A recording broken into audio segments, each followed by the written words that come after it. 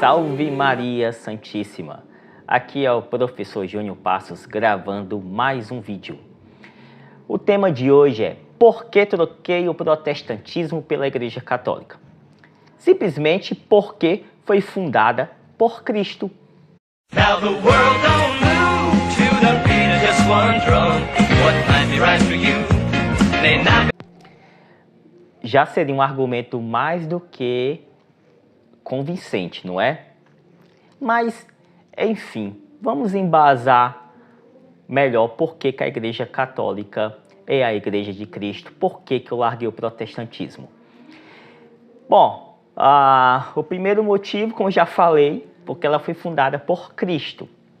Mas muitos protestantes não querem admitir isso, não querem aceitar isso e, segundo a lógica deles, a Igreja, após a morte dos apóstolos, apostatou da fé, abandonou a fé e somente em 31 de outubro de 1517 é que a Igreja retornou aquilo que a Igreja acreditava nos primeiros séculos. Só que também nem isso é verdade para os protestantes atuais, porque se assim fosse, se realmente a Reforma Protestante fosse o retorno ao início da Igreja primitiva, todos os protestantes seriam luteranos, mas não é o que acontece. Então, após essa criação da Igreja luterana, surgiu hoje inúmeras ramificações protestantes, cada um com a sua interpretação, e inclusive os modelos atuais de protestantismo, o neopentecostalismo, tem nenhuma ligação com a Reforma Protestante, embora sejam frutos da Reforma Protestante. Então, o segundo motivo que me levou a me tornar católico é simplesmente porque a Igreja Católica ela possui sucessão apostólica. E por que que isso é importante? Ora, se não tiver um magistério, se não tiver uma sucessão, logo isso leva a uma anarquia. Uma igreja sem liderança leva a uma anarquia. E é por isso, por exemplo, que o protestantismo não para de se dividir, porque cada um faz-se magistério de si mesmo. Então, cada um se acha capaz de interpretar as escrituras e fundar a sua própria igreja.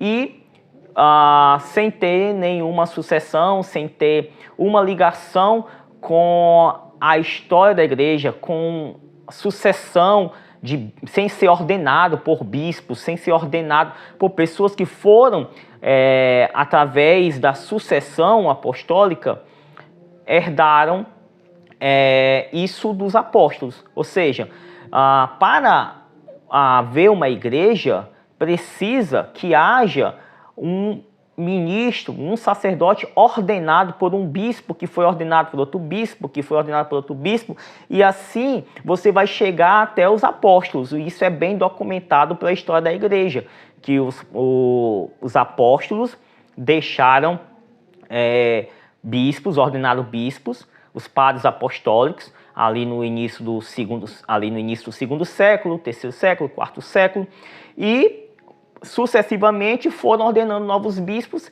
mantendo o magistério da igreja. E esse magistério, o próprio Jesus Cristo é quem deixou, conforme lá em Mateus 16, 18, que Jesus ele faz aquela promessa, dizendo que sobre a pedra edificaria a sua igreja, deixando a autoridade aos apóstolos, deixando a primazia a São Pedro. Como também podemos ver também isso, a importância da sucessão apostólica, que nós vemos lá em Atos capítulo 1, versículo 20 ao 26, que é mencionado nessa passagem bíblica a escolha de Matias para ocupar o lugar de Judas. Então, Matias ocupou o lugar de Judas. E por que ele ocupou o lugar de Judas? Porque havia uma preocupação em dar continuidade à sã doutrina, havia a ideia de dar continuidade ao magistério da igreja. Então nós vemos isso com a escolha de São Matias como apóstolo no lugar de Judas, mostrando a importância da liderança apostólica, além, né, do testemunho da igreja primitiva, que mostra também a importância da sucessão apostólica. Se nós lermos escritos dos primeiros séculos, vai mencionar o nome de bispos, presbíteros, que tiveram a importância para a liderança da igreja. O segundo ponto, eu já até gravei um vídeo sobre isso, vou deixar o link abaixo para quem quiser assistir depois, que é porque a igreja é o depósito da fé. Ou seja, a igreja católica, ela guarda a fé.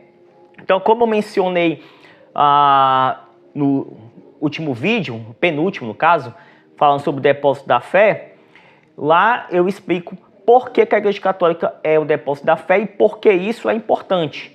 Se a igreja não guardasse a fé, a gente não teria nem sequer uma Bíblia Sagrada. Então, quem guardou a própria palavra de Deus escrita foi a Igreja Católica.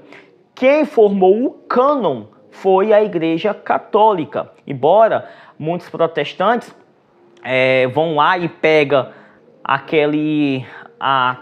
tradição judaica lá do Concílio de Jamnia, no ano 90, que é tão contraditório porque essa Bíblia hebraica, que foi adotada naquele período, foi justamente porque queriam diferenciar daquilo que os cristãos utilizavam. Porque os cristãos utilizavam a Septuaginta, que tinha inclusive esses livros que foi retirado por Lutero. Mas continuando, então ela é o depósito da fé. Então esse segundo ponto me levou à fé católica. O terceiro ponto é pela sua unidade e universalidade. Ela é católica porque ela é de todas as nações. Ela é a única que mantém a unidade doutrinal em todo o mundo sob a autoridade do Papa e dos concílios, né? Como a gente pode ver lá em Efésios, capítulo 4, versículos 5 e 6, que diz lá que sede um só Espírito.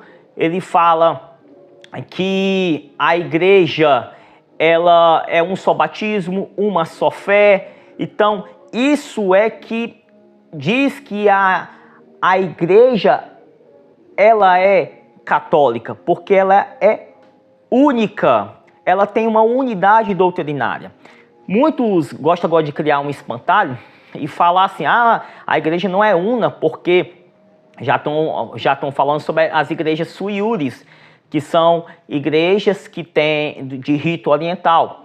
E eu quero dizer para esses que falam sobre as igrejas suiures, essas igrejas, elas estão em comunhão com Roma e reconhecem a autoridade do Papa. Eles são católicos. Ritos são formas de celebrar a missa. São formas litúrgicas diferentes. Mas todos eles creem na mesma doutrina. Então, as igrejas suiures, como a igreja greco-católica, as igrejas greco-melquita, as igrejas diversos ritos orientais, depois talvez eu grave um vídeo sobre isso, sobre essas igrejas orientais. Agora eu vou falar todos de cabeça agora o nome delas, eu não vou conseguir lembrar, mas que são ritos diferentes, tem ritos belíssimos e são católicos. Então, esse argumento de dizer que a igreja católica não é unida também são mentiras, isso não se sustenta, porque a unidade da igreja não está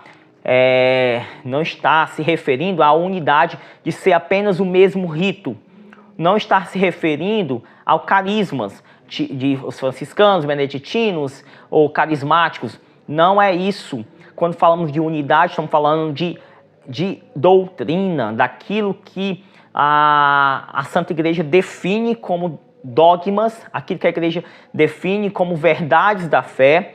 Então, todo católico que crê nos dogmas da Igreja e reconhece o Papa como autoridade, não importa o rito que ele segue ou o carisma, mas são católicos. E isso é que é belo da Igreja Católica, porque existem várias formas de manifestar a sua fé, mas a beleza da Igreja Católica é essa unidade doutrinária, conforme fala lá em Efésios capítulo 4, versículos 5 e 6, que diz: há um só Senhor, uma só fé e um só batismo.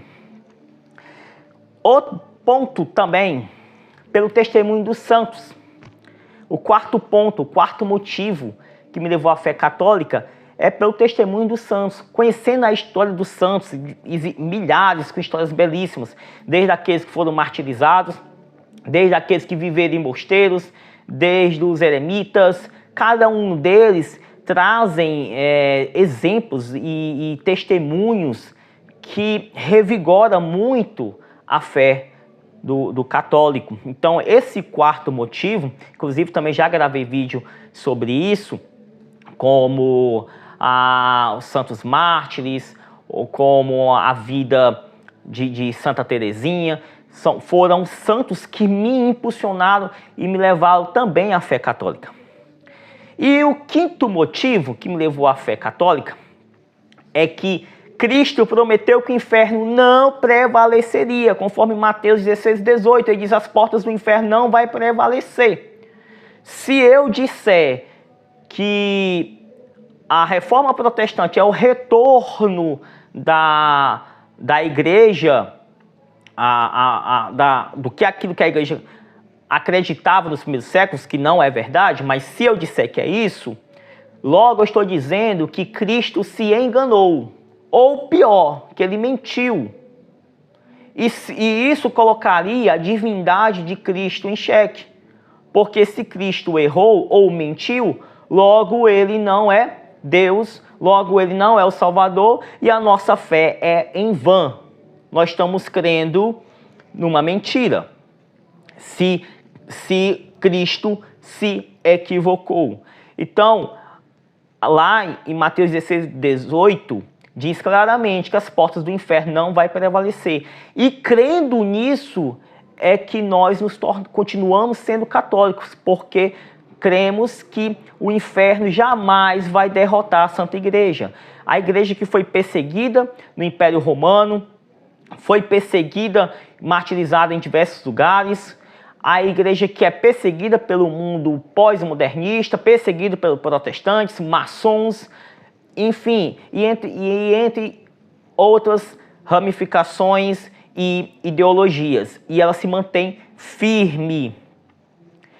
Um sexto ponto que eu falei sobre a sucessão apostólica e está muito ligado também ao magistério. Então, o magistério da igreja também me levou a me tornar católico, porque o Senhor Jesus deixou um magistério, conforme Mateus 18, 18, que ele fala lá: em verdade vos digo que tudo que ligardes na terra será ligado no céu, e tudo que desligardes na terra será desligado no céu. Jesus dando autoridade ao seu magistério. Assim como também em Mateus capítulo 16, versículo 16 ao 18, quando o Senhor fala que as portas do inferno não vai prevalecer, deixa o seu magistério, dá autoridade aos apóstolos, assim como também lá em João capítulo 21, versículo 15 ao 17, João 14, versículo 26, 2 Timóteo 1, 12, 14, 2 Timóteo 2, 2. Então, existem inúmeras referências que Cristo deixou o seu magistério.